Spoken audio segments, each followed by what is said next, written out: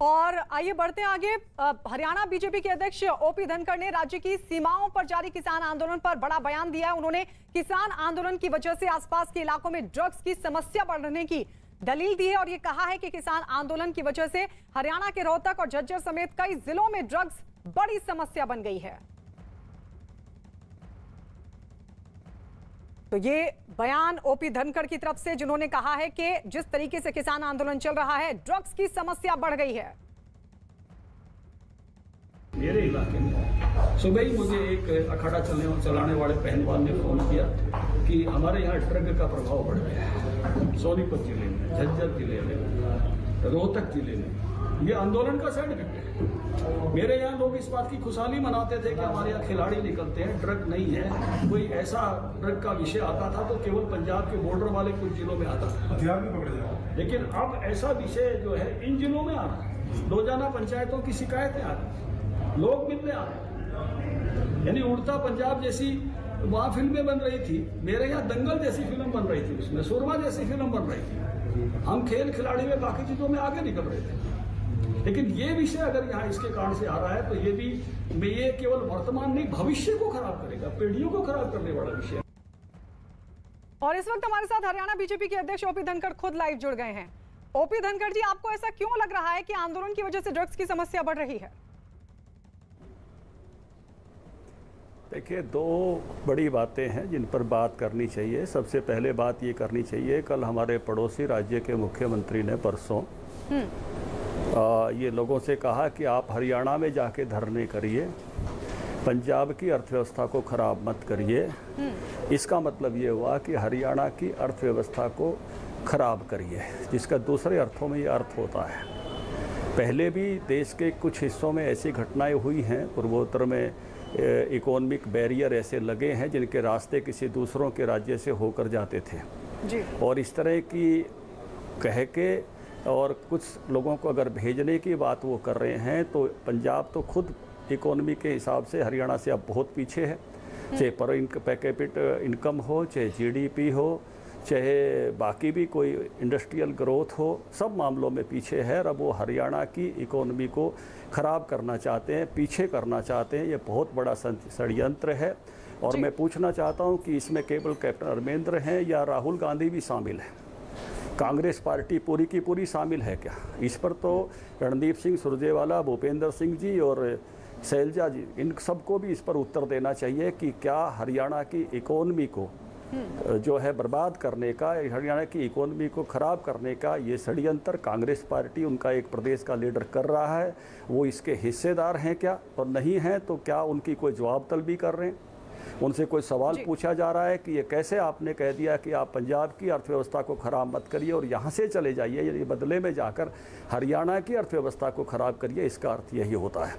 और हरियाणा के 3 करोड़ लोगों को इस बात से बड़ी भारी पीड़ा हुई है इस वाक्य से कि ये जो उन्होंने कहा है कि आप जाकर हरियाणा बैठिए और हमारी अर्थव्यवस्था बची रहे आपकी, और इसके कारण से जो अर्थव्यवस्था पर चोट पड़ी है, चाहे वो बहादुरगढ़ है, हमारे जो पूरे की पूरी जूता इंडस्ट्री है वो बिल्कुल डिस्ट्रॉय हो गई है। जो सोनीपत का राई का हमारा उद्योग है, कुंडली का उद्योग है, वहाँ से उद्योगपति जाने लग गए हैं। जो टोल टैक्सों पर से भी जो पैसा आता था वो आ नहीं रहा है, उसका आर्थिक नुकसान है। ये हरियाणा की अगर आर्थिक नाकेबंदी है, इस आंदोलन के मैं 3 अलग अलग स्वरूप देखता हूँ। पहले ये किसानों के हित की बात करके चले थे और कानूनों में केवल सुधार चाहते थे, वहाँ तक ये किसान आंदोलन था।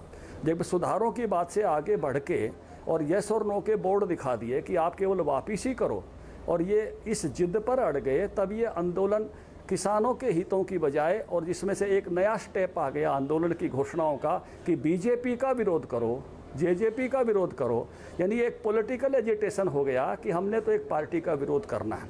चलो वहाँ तक भी कोई आपत्ति नहीं, बहुत सारी पॉलिटिकल पार्टीज़ काम करती हैं, हमारे विपक्ष में भी करती हैं, लेकिन इससे भी आगे जाके अगर हमारी इकोनॉमी को कोई ख़राब करना चाहता है, पहले कांग्रेस के प्रदेश अध्यक्ष ने कहा कि कैप्टन साहब ने बहुत अच्छा किया, जाखड़ साहब ने कि इनको जत्थेबंदियों को हरियाणा भेज दिया, और अब कैप्टन साहब ने खुद अपने ही मुख से ये कह दिया कि पंजाब की इकोनॉमी को ख़राब मत करो और जाके हरियाणा की इकोनॉमी को जो है आप जाकर बैठ जाइए, इसका मतलब ये है कि हरियाणा की इकोनॉमी को जाकर खराब करो, हरियाणा की इकोनॉमी की नाकेबंदी कर लो।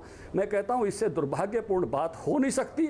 और हरियाणा का एक एक आदमी कांग्रेस से भी पूछेगा, राहुल जी से भी पूछेगा, भूपेंद्र जी और शैलजा जी और रणदीप सुरजेवाला जी से भी पूछेगा कि क्या आप इसके समर्थन में हैं कि हरियाणा की इकोनॉमी खराब हो जाए। संपूर्ण हरियाणा को इस बात पे बड़ा भारी गुस्सा है, नाराजगी। ठीक है सर, लेकिन आपने कहा कि ड्रग्स की समस्या बढ़ी है कई इलाकों में जहां जहां पर आंदोलन चल रहा है। आपको ऐसा क्यों लगता है कि ड्रग्स की समस्या आंदोलन की वजह से बढ़ी है? नहीं, लगता नहीं है, नहीं लगता नहीं है। ये खोजने का विषय है, अध्ययन का विषय है कि उन इलाकों में 3 जिलों में अब पंचायतें अधिक से अधिक इस बात की शिकायत कर रही हैं कि हमारे यहाँ ड्रग्स का प्रभाव बढ़ गया है। रोजाना आकर डेलीगेशन मिल रहे हैं, पुलिस के पास जा रहे हैं कि हमारे यहाँ ड्रग्स का प्रभाव बढ़ गया है। ये अध्ययन का विषय है, खोजने का विषय है, क्योंकि पहले हमारे यहाँ ये समस्या थी तो फतेहाबाद जिले में सबसे ज़्यादा थी, जो पंजाब के साथ लगता है, और अब 3 जिलों में बढ़ी है। तो मैं कहूँगा कि मीडिया इस बात को खोजे कि ये 3 जिलों में क्या कारण है कि इस समय ये ड्रग्स की बार बार शिकायतें आने लगी हैं। हमारे पहलवान जो अखाड़े चलाते हैं वो इस बात की शिकायतें कर रहे हैं कि हमारी अगली जनरेशन इसके कारण से खराब हो जाएगी। ड्रग्स का प्रभाव इन 3 जिलों में बढ़ रहा है। ये वास्तव में एक अध्ययन का विषय है जिसको आपके चैनल को भी करना चाहिए, और सजग होकर लोगों ने भी, नागरिकों ने भी इस बात का ध्यान करना चाहिए कि इन 3 जिलों में क्यों ड्रग्स की समस्या इस समय बढ़ रही है। इसका अध्ययन अति आवश्यक है, क्योंकि ये कई बार कई चीज़ें होती हैं जो वर्तमान पीढ़ी को खराब करती हैं, लेकिन अगर ड्रग्स आ गए तो हरियाणा का, उस इलाके का भविष्य खराब हो रहा है।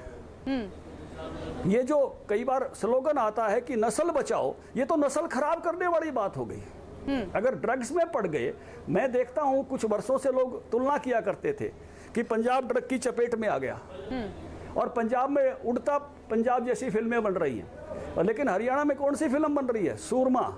हरियाणा पर कौन सी फिल्म बन रही है? दंगल।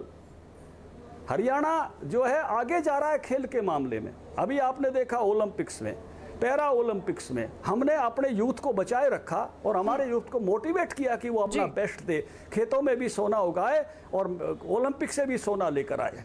लेकिन अगर ये बढ़ गया, जैसे बॉर्डर के जिलों में बड़े घोषित तौर पे आ रहा था, बॉर्डर के जिलों में, आपको मालूम है ना, फतेहाबाद की बार बार शिकायतें आती हैं इस बात की। ऐसी ही शिकायतें अब इन जिलों में आने लगी है। आपका चैनल इस पर मैं कहूंगा कि रिपोर्ट करे, स्टडी करे, केवल मेरे बयान तक सीमित नहीं रहे।